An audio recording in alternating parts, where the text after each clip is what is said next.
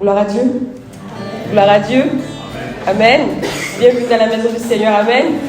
Et j'espère que vous êtes vraiment heureux d'être là ce matin. Amen. Parce que nous sommes bénis vraiment d'être appelés enfants de Dieu.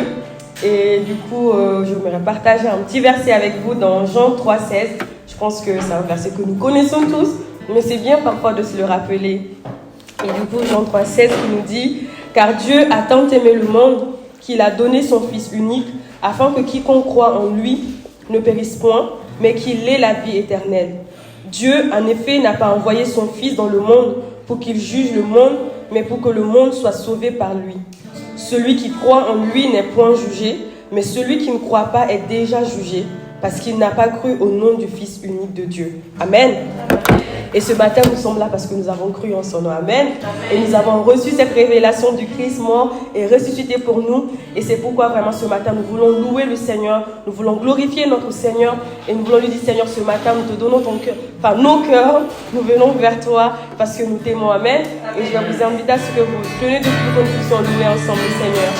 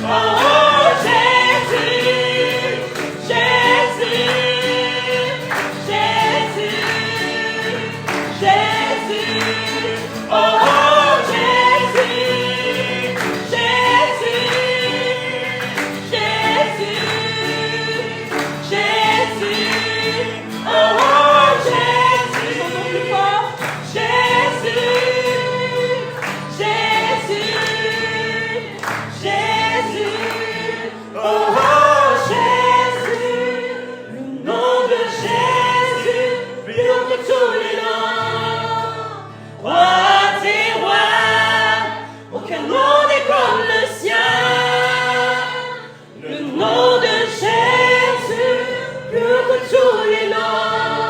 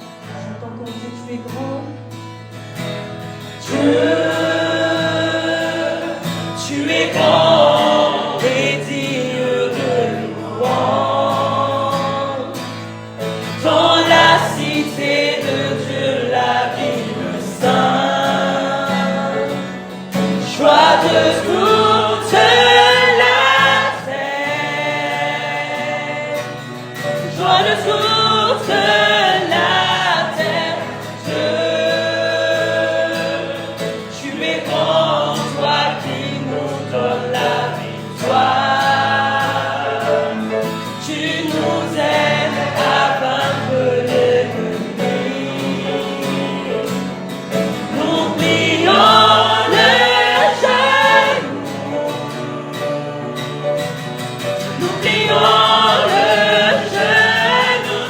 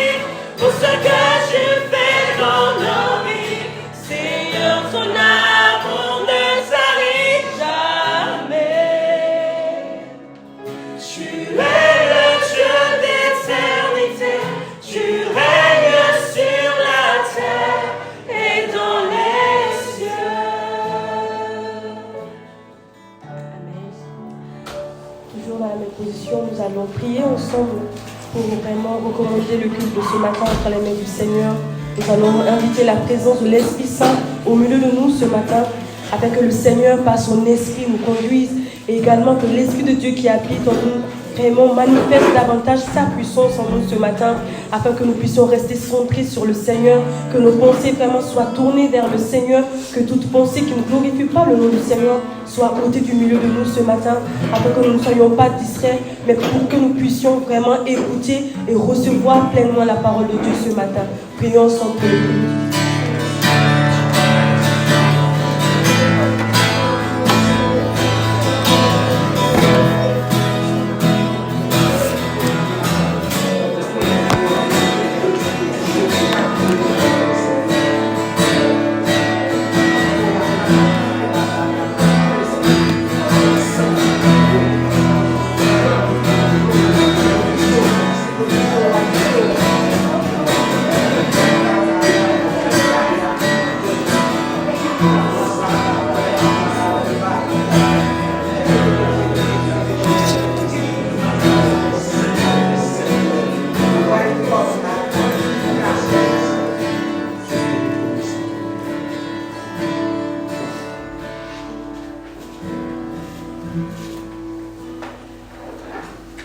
Amen. Bienvenue dans la maison du Seigneur. Amen. Et ce matin, voilà, je pense que vous savez qu'aujourd'hui c'est une journée spéciale pour l'église. Voilà. Après, je vais vous annoncer donc les couleurs de la journée. Mais pour le moment, juste vous rappeler les programmes de l'église au cours de la semaine. Et voilà, tous les lundis, n'oubliez pas, nous avons différentes réunions. Il y a la réunion, donc FACE, c'est la réunion des jeunes de l'église. À 20h, c'est sur Zoom. Et nous avons également la réunion des hommes. Et je pense que c'est vraiment des moments où le Seigneur nous permet d'être bénis encore par sa parole. Et vraiment, pour ceux qui sont concernés, les jeunes et les hommes, voilà, je vous encourage à participer à ces différentes réunions. Et aussi, les vendredis soirs, on se retrouve ici à l'église à partir de 19h30 toujours pour le culte. Voilà, pour prier les uns pour les autres. Et également, je vous invite encore à venir parce que c'est vraiment des moments agréables que nous passons dans la présence du Seigneur. Et voilà, je pense qu'il fait beau, donc il ne fait pas froid, je pense qu'il n'y a pas de raison pour ne pas venir, amen. Et donc du coup, et les samedis soirs également, gloire à Dieu, nous avons une équipe d'intercession. Et il y a également des frères et sœurs qui nous rejoignent donc à 20h les samedis. C'est sur Zoom également. Et voilà, ça peut être sur Zoom, mais je pense que l'Esprit de Dieu, nous sommes unis par le même Esprit. Peu importe là où on se trouve, je pense que le Seigneur est au milieu de nous. À partir du moment où nous disposons vraiment nos cœurs pour louer le Seigneur en esprit et en vérité. Amen. Donc vraiment, Dieu nous encourage encore tous à être présents, à pouvoir participer donc à la réunion d'intercession les samedis à 20h. Et le dimanche, le Seigneur nous fait grâce et on peut se voir en présentiel. Gloire à Dieu. On peut voir les beaux visages des frères et sœurs et ça fait du bien. Et aujourd'hui, donc, voilà, c'est le premier dimanche du mois. Comme d'habitude, nous allons avoir le repas après le culte. Il y aura, bon, je vais assez rapidement, mais quand même, il y a la scène, c'est avant tout. Hein. Voilà, donc il y a le repas de notre âme. Et après, nous allons également manger pour notre corps. Et après, quoi, on va pas trop traîner pour manger. Bon, on va manger calmement, mais ne pas prendre trop de temps. Parce qu'après, on doit aller au parc. Et je pense que le départ ici, c'est à peu près 13h30, comme ça à peu près. Hein. Donc du coup, voilà, on va manger et puis derrière, ranger aussi assez rapidement pour être au parc à l'heure.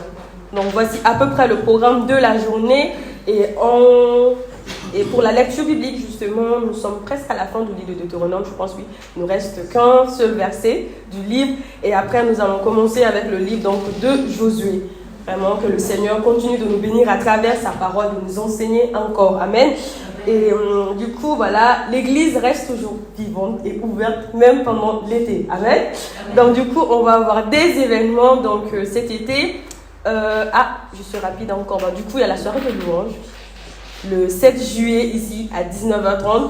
Comme je vous l'avais annoncé le dimanche dernier, du coup, à l'église, on essaie quand même de changer, de varier à peu près comment est-ce qu'on conduit les réunions de prière des vendredis. Et ça commence donc ce vendredi 7 juillet à 19h30. Donc, si vous avez hâte de savoir ce qui va se passer, du coup, il faudrait être présent. Amen. Amen. Voilà. Et donc, du coup, en dehors de ça, il y aura éventuellement une sortie à la plage le 22 juillet. C'est un samedi. Mais voilà, tout dépendra de la météo. Donc s'il fait beau, on va maintenir la date. Mais dans le cas contraire, voilà, on va décaler. Mais dans tous les cas, je pense que ce serait bien quand même de le noter quelque part pour ne pas oublier et de faire vos programmes en fonction. Et par contre, le 15 août, il y aura une journée barbecue pour ceux qui aiment la viande. Moi, j'aime la viande, mais malheureusement, je ne serai pas là. C'est pas grave. Et du coup, donc, ça sera vraiment dans un beau gîte à côté de Valenciennes. Et je pense que le départ, ce sera ici, à l'église. Et voilà, comme vous savez, c'est une location, donc LFK de participation, voilà, c'est ça. Et aussi, qu'est-ce que je voulais rajouter? J'ai oublié ce que je voulais rajouter. Voilà, pour la liste, il faut voir Hulda après le culte. Je pense que c'est important pour l'organisation. Donc vraiment, n'oubliez pas, allez voir Hulda. Et Hulda également viendra vers vous pour vous demander si vous allez participer ou pas.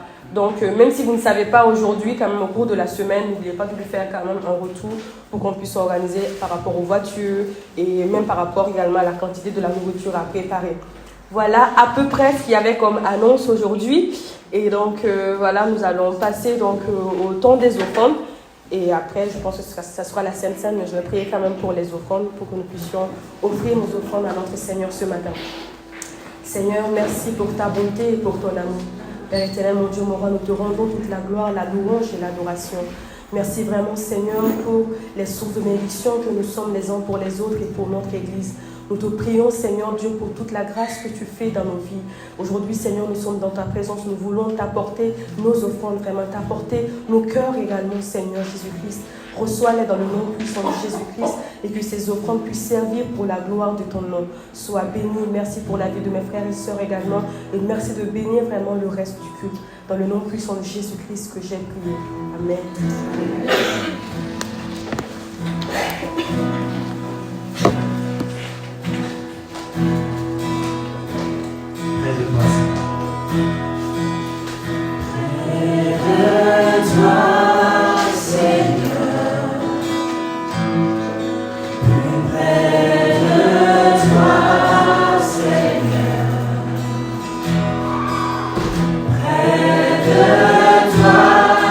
Seigneur,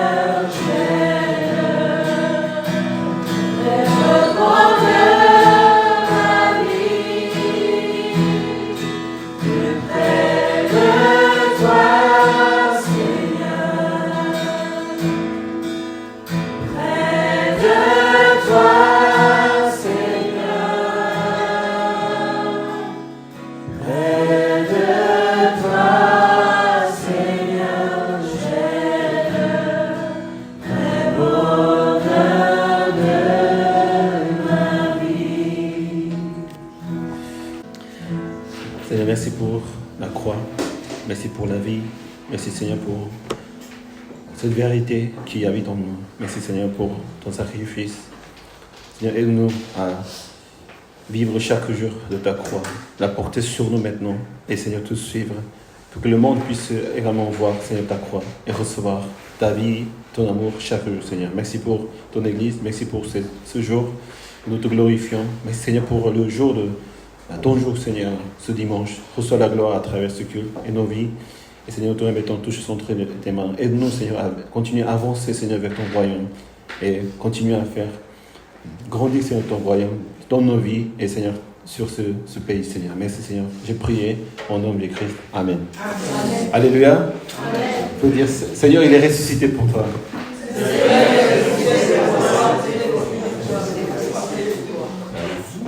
Nous remercions le Seigneur pour la vie de l'Église, pour nos présences ici tous les jours.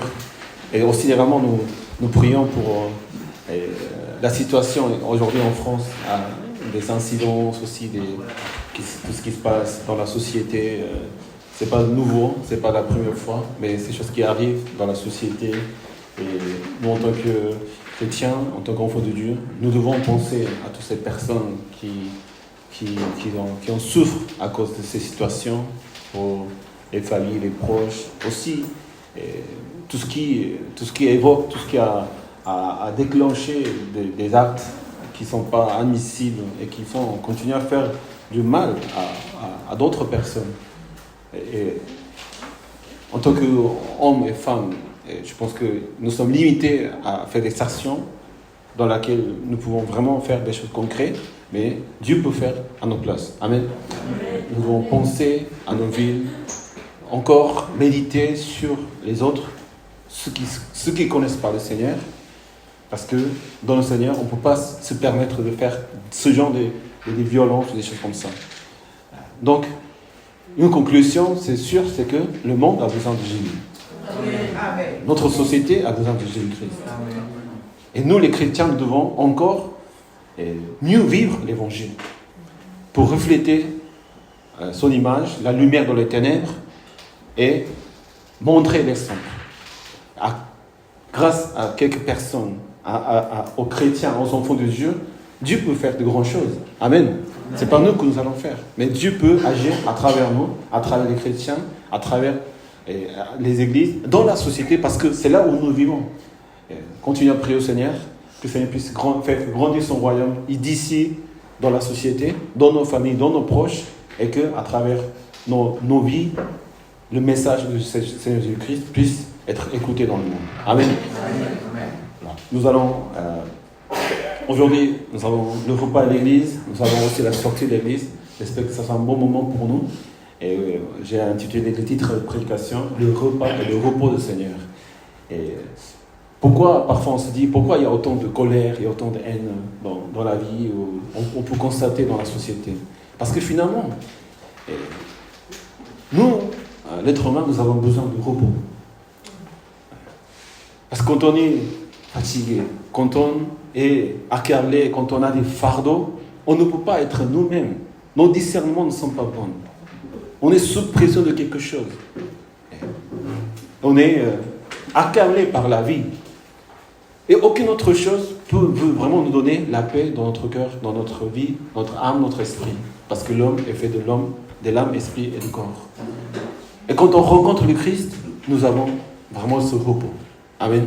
Amen. Nous avons ce repos de comprendre pourquoi ces choses arrivent. Et vers où nous nous dirigeons. Quel est le véritable bonheur de la vie? Qu'est-ce que l'homme cherche dans sa vie? Pourquoi on vit? Pourquoi on fait certaines choses? Et au moment où Jésus nous relève cette vérité que nous venons de Dieu, nous retournons vers Dieu, qui nous sommes, qu'est-ce que la société, qu'est-ce que l'histoire, pourquoi ces genres de comportements qui font du mal les uns les autres, il nous fait comprendre que nous sommes des pécheurs. Et à cause de ce péché, nous décidons, nous pensons à des choses qui sont pour soi-même et relativement et naturellement font mal aux autres. Dans le Seigneur, ce qui est le plus important, que chaque personne compte. Toutes les personnes comptent. aux yeux de Dieu. Toute autre vérité, on peut expliquer. Mais la chose essentielle, c'est que Jésus est venu sur la terre pour chacun des personnes. Parce que chaque personne est précieuse. Parce que chaque vie est quelque chose d'important. Le plus important de toutes choses, ce n'est pas l'argent, ce n'est pas l'univers, ce n'est pas autre chose que la vie de l'homme et des femmes est des choses la plus précieuses que Dieu a créées. Donc si nous connaissons le Seigneur, si nous avons sa relation, nous devons prendre en considération les vies des uns des autres. On ne peut pas maltraiter quelqu'un, on ne peut pas juger sur quelqu'un, parce que les personnes sont importantes. Hommes, femmes, toutes les nationalités, toutes les générations, enfants ou âgés. En tant que chrétiens, en tant qu'enfants de Dieu, nous commençons à respecter les personnes, à considérer les personnes, à faire attention aux personnes. On ne peut jamais, au nom du Seigneur, faire du Dieu mal à quelqu'un. Impossible. Il faut des hommes et des femmes qui montrent cet exemple dans la société. Comment ce grand monde, cette histoire et ce grand pays peut changer. À travers ces genres de personnes qui croient en Dieu, qui comprennent la vie, qui comprennent qu'est-ce qui est l'essentiel dans la vie, c'est des âmes, des vies que Dieu a créées. Aimons le Seigneur, aimons nos prochains comme nous-mêmes. Soyons des enfants de Dieu, qui reflètent et qui peuvent changer ce monde avec des personnes qui voient les personnes, non pas comme des objets, non pas comme des commerces, non pas comme des choses, mais ils voient comme le Seigneur regarde chacun de nous. Le Seigneur nous aime. Le Seigneur aime la société. Le Seigneur aime toutes les personnes. Et il veut qu'ils aient la vie en lui, la vie éternelle, et la vie sur la terre aussi, avec le Seigneur. Montrons ce schéma. Amen. Que le Seigneur nous bénisse à travers son Église, à travers sa parole. Nous allons voir la parole de Dieu aujourd'hui. C'est le récit où Jésus il a donné à manger à 5000 hommes, à plus de 10 milliers ou 20 milliers de personnes à l'époque. En Jean chapitre 6, de verset 5 à verset 15. Et si vous voulez, vous pouvez vous lever pour lire la parole du Seigneur ensemble. Le repas et le repos du Seigneur. Jean 6, 5 à 15. Jésus leva les yeux et vit une grande foule venir vers lui. Il dit à Philippe, où achèterons-nous des pains pour que ces gens aient à manger? Il disait cela pour le mettre à l'épreuve, car lui-même savait ce qu'il allait faire. Philippe lui répondit, les pains qu'on aura pour 200 pièces d'argent ne suffiraient pas pour que chacun en reçoive un peu. Un des disciples, André, le frère de Simon-Pierre, lui dit, il y a ici un jeune garçon qui a 5 pains d'orge et 2 poissons. Mais qu'est-ce que c'est là pour tant de monde? Jésus dit, faites asseoir ces gens. Il y avait beaucoup d'air à cet endroit. Il s'assit donc au nombre d'environ 5000 hommes. Jésus prit les pains, remercia Dieu et les distribuait aux disciples. Et il les ordonnait à ceux qui étaient là. Et il leur distribua de même des poissons autant qu'ils en voulurent. Lorsqu'il fut rassasié, il dit à ses disciples, ramassez les morceaux qui restent afin que rien ne se perde. Ils les ramassèrent donc, ils remplirent 12 paniers avec des morceaux qui restaient de 5 pains d'orge avec que tous eux eurent mangé. À la vue des signes miraculeux que Jésus avait faits, ces gens disaient, cet homme est vraiment le prophète qui doit venir dans le monde. Cependant, Jésus, sachant qu'ils allaient venir l'enlever pour le faire roi, se retira de nouveau sur la montagne tout seul. Amen. Je vais prendre place. Merci.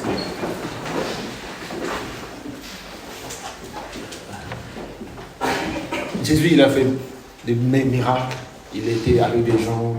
Il est venu sur la terre pour guérir les gens, pour enseigner la parole de Dieu et pour ouvrir le royaume de Dieu sur la terre. Et quand Jésus, il marchait, il appelait ses disciples, il marchait avec ses disciples, beaucoup de gens ils s'étaient attirés par Jésus. Parce qu'ils avaient besoin de connaître quelque chose que le monde ne peut pas offrir. Et quand Jésus parlait, des miracles, il se passaient, des prodiges, il se passaient. Et c'était vraiment le signe de l'ouverture du royaume de Dieu sur le mal et sur le péché. Et nous pouvons voir dans ce récit, au début, que le monde, les gens, ils cherchaient, ils venaient voir Jésus-Christ. La foule venait, ils suivaient Jésus-Christ. Ils étaient environ 5000 hommes. Donc vraiment, c'était une grande foule qui suivait le Christ.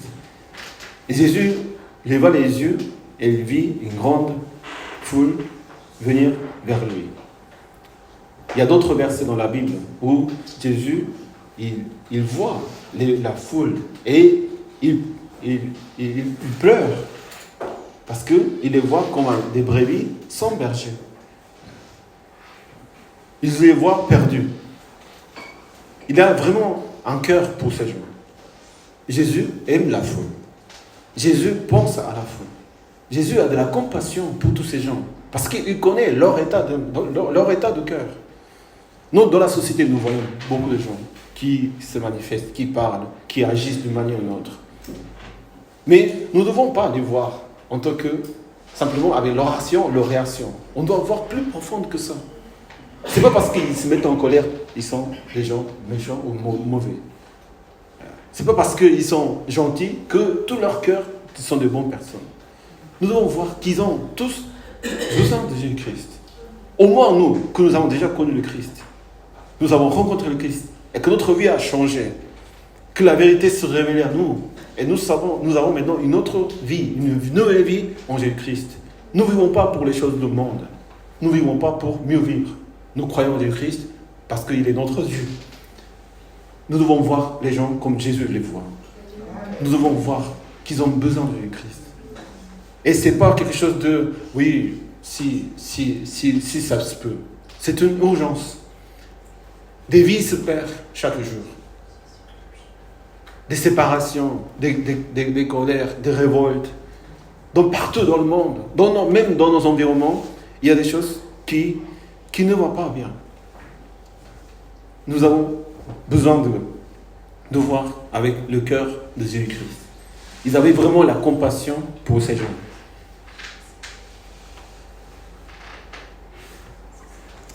C'est la pensée de Dieu. C'est la pensée de Jésus-Christ. C'est la pensée d'un chrétien. C'est la pensée d'un berger.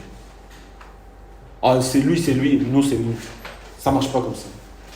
Quand on est chrétien, quand on est enfant de disciple Christ, on doit penser, on se soucier pour les autres. Comment ils vivent, comment ça se passe.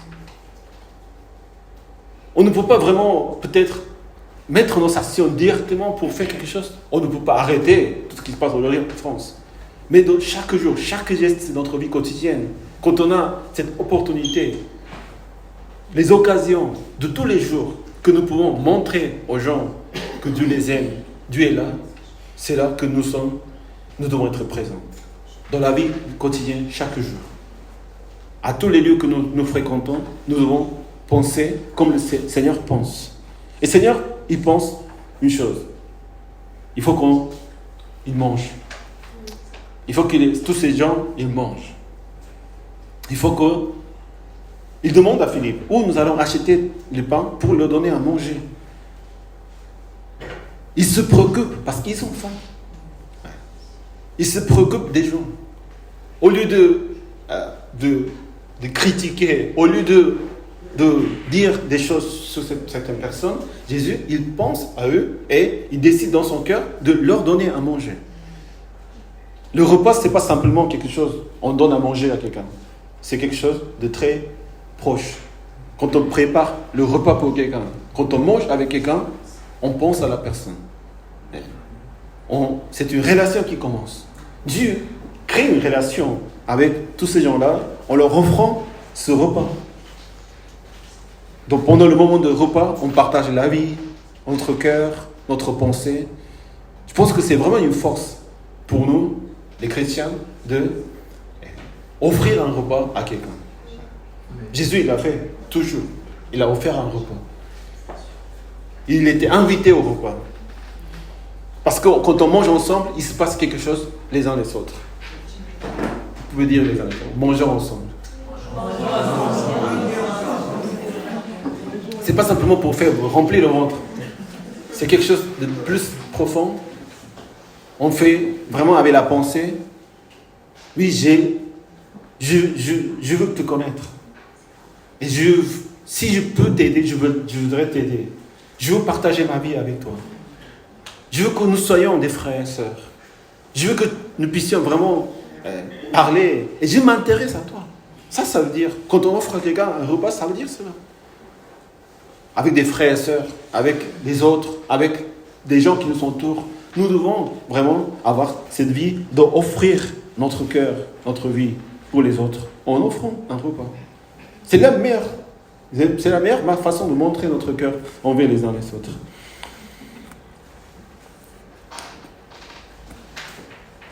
Quand Jésus demande, donc le premier point, c'est que Jésus aime la foule. Jésus aime tout le monde. Il pense à chacun d'eux. Il pense à leur état. Donc il essaie vraiment de faire quelque chose pour eux.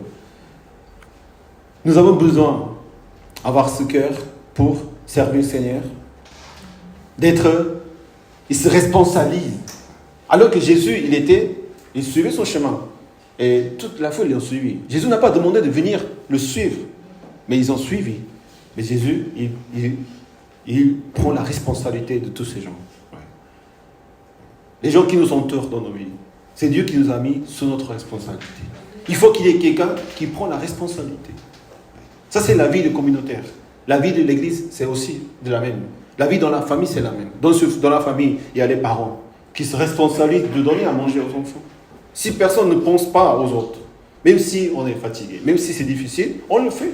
Parce que c'est sous ma responsabilité. Nous sommes les responsables de ces sociétés. Amen. Nous sommes les responsables de nos familles. C'est pas si je peux ou si je veux. C'est un cœur qui vient de Dieu. Dès le moment où nous sommes nés à nouveau en tant que chrétiens, nous pensons aux autres. Non seulement une pensée fraternelle ou pensée s'intéresser aux autres, mais un cœur de je suis le responsable de ces gens.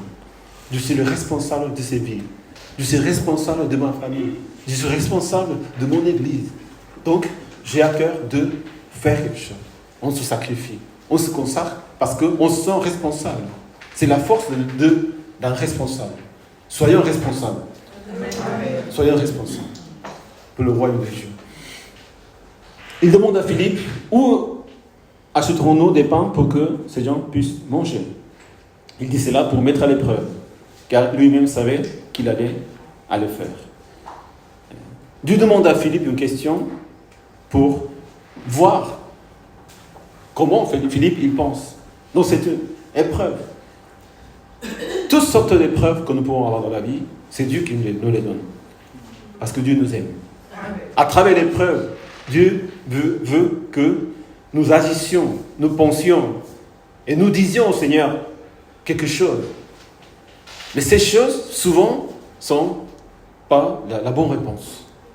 À travers les épreuves, ce que le Seigneur voudrait faire à Philippe, c'est de changer sa pensée. Nous avons déjà parlé de la pensée la semaine dernière. Comment la pensée, elle est parfois endurcie. Quand on est face à Dieu, Dieu nous parle à travers sa parole, quotidiennement. Vous savez, les enfants, ils s'étudient les cours à l'école. Ouais, je comprends. Mais si on passe pas le test, on ne sait pas vraiment s'il a compris. Et les notes, quand même, c'est pas la vraie, exactement la connaissance de ce qu'on a chaque élève, mais quand même, ça démontre sa connaissance. Nous lisons la parole de Dieu. Nous vivons chaque jour avec le Seigneur. Mais nous ne pouvons jamais savoir en quel état nous sommes, qu'est-ce que nous avons compris si nous ne passons pas par les épreuves. Mais les épreuves, ce n'est pas pour nous rendre difficiles, pour nous faire souffrir. Au contraire, c'est pour nous fortifier. La différence entre la tentation et les épreuves, c'est ça. Les épreuves, c'est pour nous fortifier. Seigneur, pense à nous. Seigneur, pense à la foule. Mais Seigneur aussi pense aux disciples. Et aime d'une dimension différemment aux disciples. Si Seigneur te met dans les épreuves, ça veut dire que Seigneur t'aime. Très très fort. T'aime profondément. T'aime différemment à la foule qui essaie d'offrir un repas. Mais non, Seigneur, déjà qu'il nous a mangé, nous a nourris, nous a rencontrés, nous a donné la vie, Seigneur essaie de nous montrer, nous enseigner à vivre autrement. À devenir comme lui, comme le Maître. Seigneur nous forme des disciples pour devenir comme lui.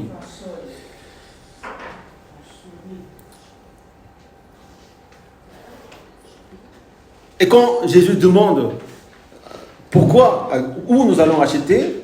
La réponse de Philippe, elle est un peu bizarre. Les pains qu'on aura pour 200 pièces d'argent ne suffirait pas pour que chacun reçoive un peu. Au lieu de dire, peut-être dans les villes, ou peut-être dans la boulangerie, ou peut-être ailleurs, il répond, pas où, mais avec quel argent, quelle quantité, comment nous allons nourrir ces personnes.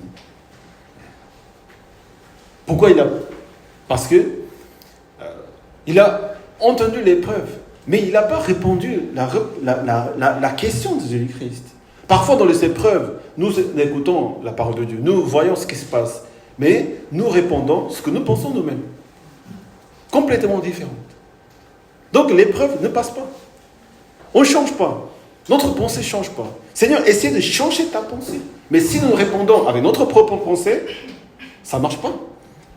Il faut écouter ce que le Seigneur est en train de nous dire. Si Dieu nous met dans cette situation, si Dieu nous met dans les épreuves, c'est parce qu'il y a quelque chose dans ces moments, avec ce qui se passe avec ces choses. Mais parfois, on répond avec d'autres pensées, d'autres sources. Sa réponse n'était pas bonne. Au lieu de chercher l'endroit où elle est, acheter, il va réfléchir comment c'est possible de donner à autant de monde du pain à manger. Même avec 200 pièces d'argent, ne marche pas. Il y a un autre disciple avec Philippe, André, qui fait un peu, donne une réponse différente.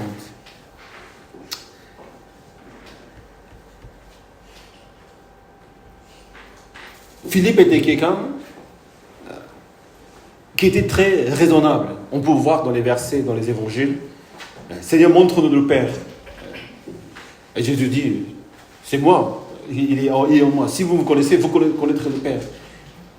Quand Philippe, il avait rencontré le Christ, il va rencontrer Nathanaël, et il va dire, nous avons retrouvé celui que Moïse a décrit dans la loi et dont les prophètes ont parlé. Jésus de Nazareth, le fils de Joseph. Donc, il voit Jésus vraiment avec des preuves, avec des paroles concrètes, exactement comme il voit les choses. Donc, il est très raisonnable. Il est très, aujourd'hui on peut dire, scientifique, très réaliste et très exact dans ce qu'il dit. Ça, c'est Philippe. Donc, quand Jésus demande où nous allons acheter, il peut pas, il raisonne à sa façon. Il ne voit pas la pensée de Dieu, mais il reste dans sa pensée. Où, comment, c'est pas où, mais ça va coûter combien et comment ça va être. La raison, parfois, nous mène à la désobéissance. C'est vrai, il faut être raisonnable. On ne peut pas faire des actes qui ne sont pas irraisonnables pour tout le monde. Mais dans le Seigneur, ce qui est le plus raisonnable, c'est de croire en Jésus-Christ. C'est de croire en Dieu, à sa parole. Non pas analyser le contexte, la situation aujourd'hui, mais de croire à la parole de Dieu, c'est beaucoup plus raisonnable que notre propre raisonnement. Il faut écouter la voix du Seigneur. Et non pas raisonner, mais suivre. Et se laisser conduire par son esprit et trouver la réponse en lui. Par contre, André, c'est l'autre disciple qui dit à côté, il y a un jeune garçon qui a les 5 pains d'orge et 2 poissons. Mais qu'est-ce que cela peut pour autant de monde? Qui est André? C'est le frère de Pierre. Et quand il dit, dans les évangiles, en Jean chapitre verset 1, verset 40, André était le disciple de Jean-Baptiste. Et quand Jean-Baptiste il a dit, voici l'agneau de Dieu. Et il s'écoute Jésus. Et Jean et André, ils suivent Jésus-Christ. Alors que Dieu n'a pas demandé à André de suivre. André, il a écouté Jésus-Christ et il a suivi Jésus-Christ. Et Jean-Baptiste lui dit, suivez-lui, parce que c'est lui le Messie. Mais il était déjà un disciple de Jean-Baptiste. Quand on dit disciple, c'est quelqu'un qui obéit. C'est quelqu'un qui est fidèle à son maître. C'est quelqu'un qui est disciple, qui suit l'enseignant. Il est décrit comme le disciple de Jean-Baptiste. Mais non seulement il obéissait à Jean-Baptiste, mais Il va rencontrer Jésus. Il va demander, Rabbi, que signifie maître, où habites-tu? C'est, je voudrais habiter avec toi. Je voudrais être avec toi. Il ne suit pas simplement les consignes, mais il cherche à être vraiment le disciple de Christ. Il va chercher lui-même, avec sa propre volonté. Et André, il dit, c'est lui qui a amené Pierre, c'est lui qui a amené Pierre au Seigneur. C'est lui qui a évangélisé Pierre. Le Seigneur ne l'a pas dit, amène ton frère. C'est lui, par lui-même, qui a pensé, qui a décidé lui-même, avec sa propre volonté, qu'il a fait l'exercice d'amener Pierre, le disciple que Jésus cherchait, et il devient disciple aussi avec son frère. André, pour nous, également c'est important. Philippe, c'était un disciple de Christ aussi. Mais Jésus avait appelé Philippe, suis-moi. Plein de gens, ils ont dit, suis-moi. Mais André, c'était lui qui avait suivi par lui-même. Nous devons être également des personnes, non seulement obéir au conseil du Seigneur. Parfois, on donne tellement d'importance à l'obéissance, mais ce n'est pas ce que le Seigneur nous enseigne vraiment, véritablement. Le Seigneur, à travers André, nous montre que nous devons faire les choses par nous-mêmes. De comprendre le cœur du Seigneur, de comprendre la volonté de Dieu, et faire par nous-mêmes. Même si personne nous enseigne de dire qu'est-ce que nous devons faire, nous devons faire par nous-mêmes. Vivre la volonté du Seigneur, comprendre, c'est-à-dire comprendre le Maître, comprendre pourquoi Seigneur, il dit où nous allons acheter à manger, pourquoi Seigneur a laissé suivre tous ces gens-là, pourquoi Seigneur nous met dans une situation où nous devons vraiment chercher, trouver des solutions. Et Seigneur ne nous dit pas qu'est-ce que vous allez faire. Nous sommes une église, aujourd'hui ici à Lille. Nous avons commencé une nouvelle église, une nouvelle vie de l'église. Comment Seigneur va conduire cette église, va bâtir sur nous, sur la confession de foi et sur nous-mêmes. Mais Seigneur ne nous dit pas ce que nous devons faire chaque jour. Seigneur ne nous dit pas qu'est-ce que vous devez faire pour construire l'église, pour être vraiment des enfants de Dieu. Nous laisse. C'est à nous de faire. C'est à nous de savoir ce que nous devons faire. C'est à nous de demander au Seigneur. André, il a écouté la question à Philippe. C'est même pas à André de lui demander Jésus-Christ. Il n'a pas demandé, André, qu'en penses-tu? Non. André, il a écouté, il a commencé à agir. Il a trouvé un enfant avec le repas. C'est lui qui a amené à Jésus-Christ. Seigneur, il y a un enfant avec. Il faut agir. Il faut agir par nous-mêmes. Seigneur, nous laisse construire l'église, Seigneur, nos vies sur lui, par nous-mêmes. Nous ne pouvons pas attendre, Seigneur, enseigne-nous ce que nous devons faire. Donne-nous chaque consigne. Ce n'est pas la vraie volonté du Seigneur. Seigneur ne veut pas nous faire comme des machines. Obéissez le bouton. Faites ceci pour cela. Même si on obéit des actions, ça c'est vraiment la religion. En faisant quelque chose, on obtient quelque chose. Si on fait quelques actes, on obtient quelque chose. Ça, c'est pas vraiment d'être dans le Christ. C'est de connaître le Père, connaître sa volonté, son cœur. Écoutez attentivement à ce que le Seigneur dit. Et dans les moments de ces épreuves, de comprendre qu'est-ce que le Seigneur nous a à dire à travers cela. Et comment je pourrais agir à travers ces choses. En priant au Seigneur. Il faut passer du temps avec le Seigneur. Prier au Seigneur. André, qu'est-ce qu'on peut faire avec ces petites choses? C'est vrai qu'on n'a pas la capacité de construire son église, de passer ces moments d'épreuve dans nos vies. On n'a pas beaucoup de choses. Mais on doit se sentir responsable de ces choses. Et quand on se sent responsable, on essaie de trouver les moyens possibles. Ça fait peur parfois. Ça fait peur. Ça fait peur de tenir nos vies dans le Seigneur. Tenir l'église par nous-mêmes. Avec quels moyens? Avec quelle capacité nous pouvons le faire? Mais Seigneur nous donne les moyens. Parfois, c'est comme cette petite jeune garçon. On doit voir le jeune garçon qui est un petit enfant, que ses parents ont préparé 5 pains et 2 poissons. Mais André, il a vu ça. Et il a cru que Jésus pouvait vraiment faire quelque chose avec. Seigneur peut tout faire pour nous. Mais nous devons y croire. Nous devons au moins préparer, voir, amener au Seigneur ce que nous avons.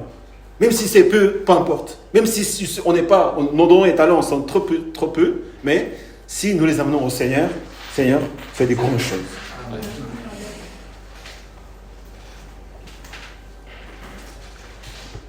C'est petit espoir, n'est-ce pas?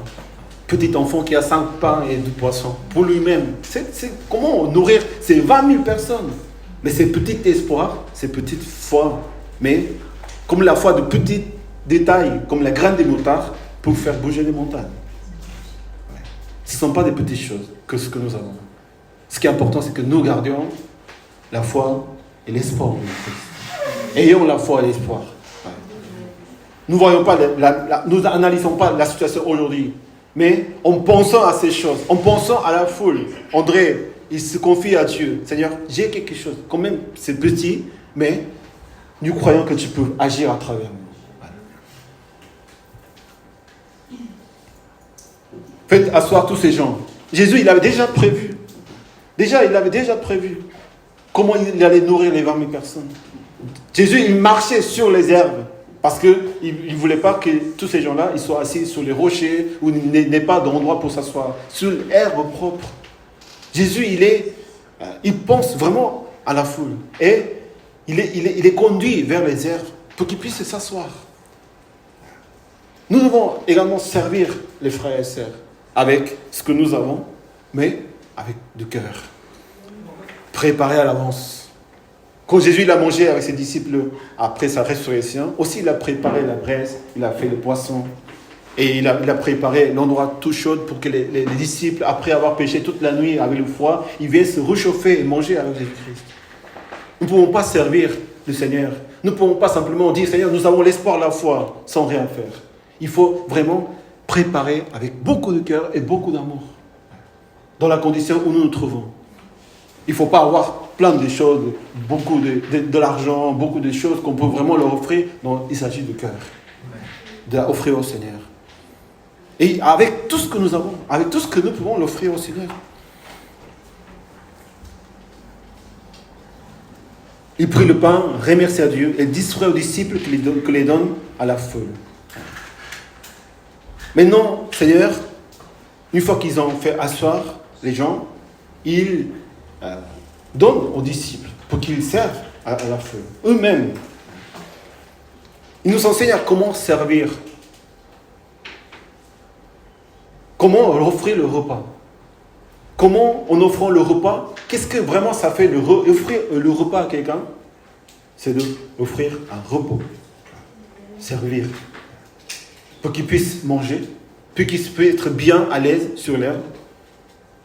Les disciples ils deviennent des serviteurs.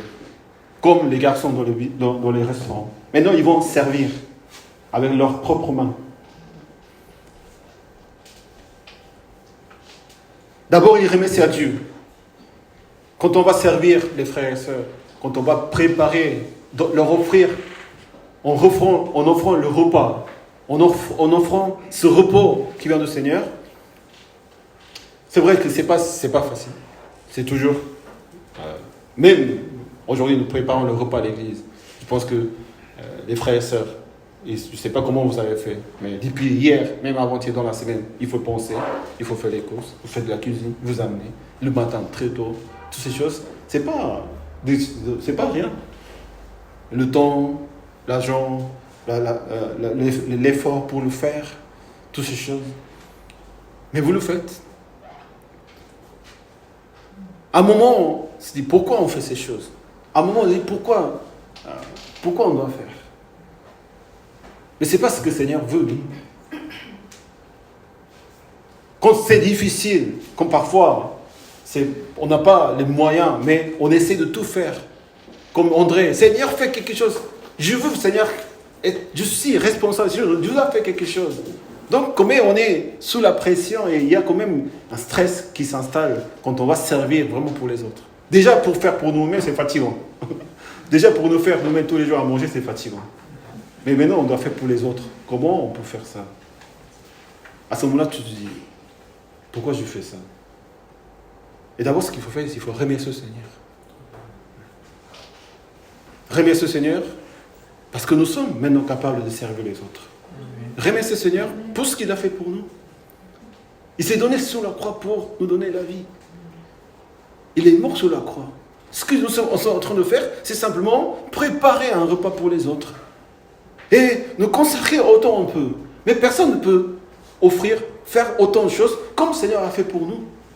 On ne peut que remercier. C'est rien, c'est difficile, mais on se souvient de ce que Jésus a fait pour nous. Et on le fait.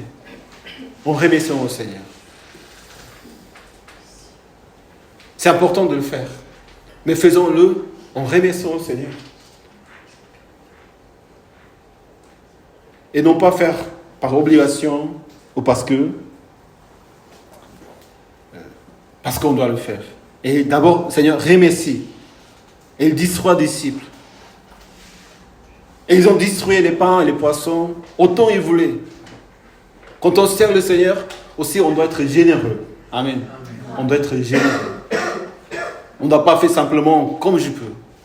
On ne peut pas être non plus des restos Michelin 5 étoiles. Mais autant, avec tous les talents, avec tous les moyens, même si ce n'est pas 5 orges et 2 poissons, mais si c'est tout ce que tu as, c'est bien. On donne avec tout son cœur, tout son être, et on essaie de faire généreusement. Ouais, je sers quelqu'un. Non, ce n'est pas comme ça que le Seigneur a fait. Avec générosité, avec beaucoup de cœur.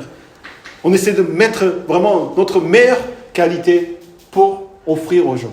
Ça, c'est très important. Dans l'église, dans nos vies personnelles. Ça se voit, c'est différent que la personne qui reçoit. Si nous vivons de cette manière dans le monde, les gens, ils reçoivent le message. Comment cette personne, il peut autant m'offrir, autant penser à moi, autant s'intéresser à moi et préparer ces choses pour moi. Pourquoi il le fait? Parce qu'il est chrétien. Qu'est-ce que veut dire? Pourquoi les chrétiens, ils font des choses comme ça? C'est dans les actions qui se passent. C'est dans nos mains qui se passent.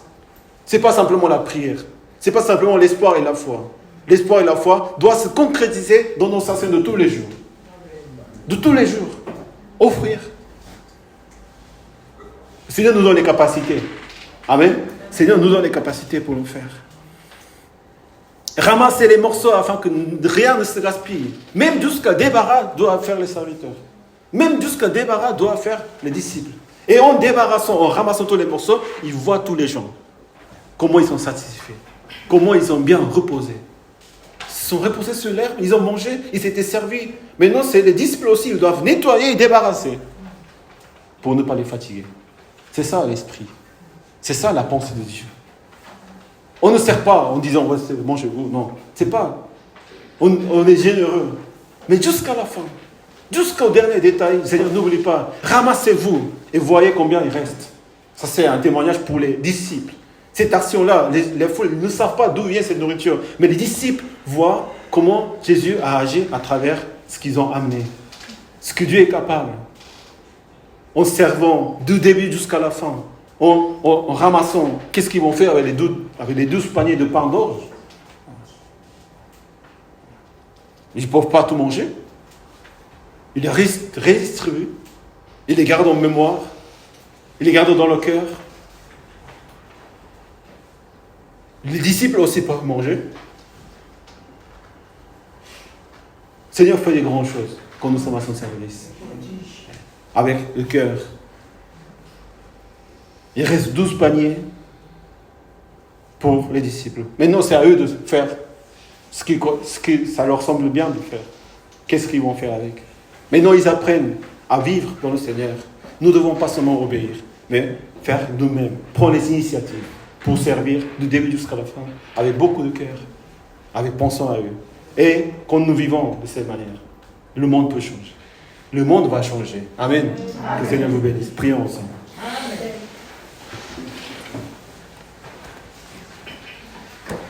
Nous voulons d'abord remercier le Seigneur parce que nous avons compris pour quelle raison le Seigneur nous a sauvés et nous vivons sur cette terre. Finalement, c'est pour servir. Dans nos vies, parfois nous n'avons pas tous les moyens possibles, mais nous devons servir les frères et sœurs. Nous devons servir le monde. Avec quels moyens? Le Seigneur vous a donné déjà les moyens. Seigneur nous a déjà donné les moyens. Ce n'est pas parce qu'on n'a pas les moyens qu'on ne peut pas servir. Mais en mettant le cœur, en mettant notre âme, notre vie, en servant nous-mêmes, par nous-mêmes. Les disciples eux-mêmes, ils sont distraits de leurs mains, les pains et les poissons. Ils ont rencontré chaque personne. En ramassant les pains aussi, ils ont rencontré chaque personne. On ne sert pas comme un restaurant. On ne sert pas comme ailleurs. Il s'agit vraiment de rétablir nos relations avec ces personnes que nous servons en leur offrant de notre cœur. Ce n'est pas simplement le repas physique. Mais comme dit le Seigneur, tu sais, le pain de vie. Nous devons partager la parole de Dieu, l'amour du Seigneur avec les uns les autres. Seigneur, aide-nous à être ton Église. Aide-nous, Seigneur, à être tes serviteurs, serviteurs des uns des autres. Être généreux, Seigneur, comme tu as été pour nous. Et que nous puissions témoigner, après avoir fait toutes ces choses, il reste quand même 12 paniers des pains qui ont resté. Avec ces 12 paniers, nous pouvons encore nourrir, encore offrir à toutes ces personnes qui ont besoin du Seigneur. Agissons par nous-mêmes. Agissez dans votre vie par vous-même. N'attendez pas les consignes du Seigneur. Parce que le Seigneur nous a déjà montré l'exemple de comment servir. Seigneur, mais fais-nous tes disciples. Fais-nous tes serviteurs. Que nous puissions offrir ton repas, ton repos dans leur âme, Seigneur. Repas physique, repas spirituel, repos physique, repos spirituel. Toutes personnes, Seigneur, qui ont besoin de toi. La société, le monde a besoin de Jésus-Christ. Et le Seigneur a besoin de ses serviteurs. Le Seigneur n'a pas nourri lui-même. Il n'a pas fait tomber les mannes comme l'Ancien Testament. Mais il a utilisé ses disciples pour distribuer. Parce que le Seigneur s'intéresse à toi. Seigneur, cherche ses disciples. Seigneur, nous forme pour que nous puissions faire des disciples. Le but, ce n'est pas de faire manger aux gens. Le but, c'est de faire des disciples. Seigneur, fais-nous tes disciples. Prions ensemble.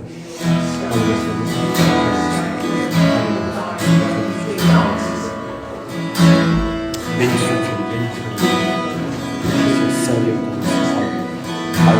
Merci Seigneur pour bénir chacun de nos enfants, Seigneur, pour le petit Seigneur, pour le grand, pour tout ce qui va marcher en nous, Seigneur.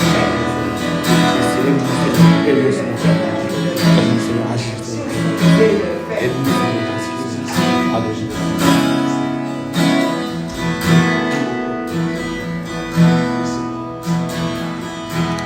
La question que nous pouvons réfléchir ces semaines, quel est ton 5 pains et 2 poissons que le Seigneur t'a donné? La première question, c'est ça. Quel poisson, quel pain nous avons? Deuxième question, c'est comment tu peux distribuer ces choses? Comment je peux servir le Seigneur avec ma vie? Ces 2 questions, nous devons penser cette semaine pour voir les choses que le Seigneur nous a pourvues déjà. Les 5 pains et 2 poissons.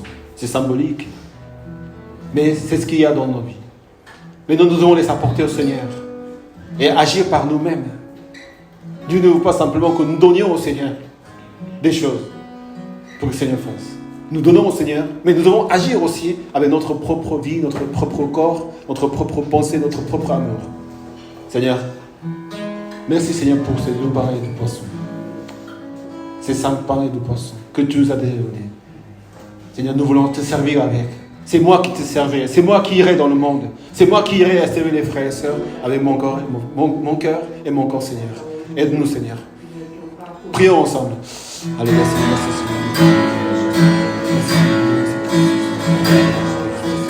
Aide-nous, Seigneur. Aide-nous, Seigneur, à contribuer pour ton Église.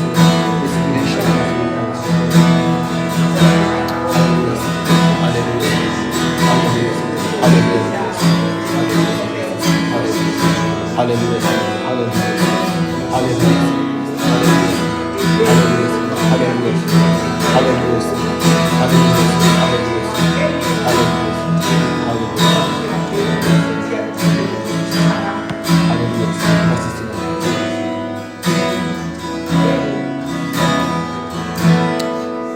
nous lever pour chanter au Seigneur, pour glorifier son nom. Nous allons finir notre culte.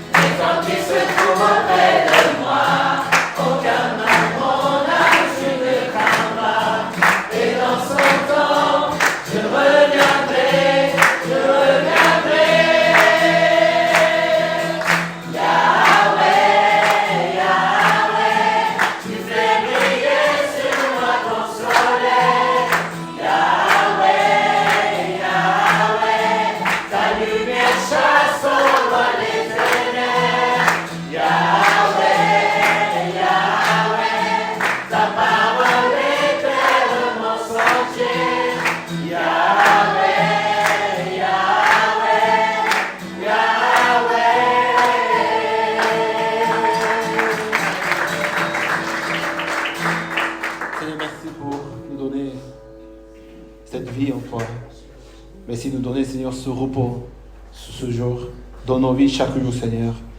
Merci aussi pour tous les dons et talents que tu nous remplis, tu nous envoies, tu nous donnes, Seigneur, pour que nous puissions t'offrir à ton service. Aide-nous, Seigneur, à te servir mieux, à servir les frères et sœurs, à servir toutes les personnes que nous connaissons, comme tu nous as servi, Seigneur.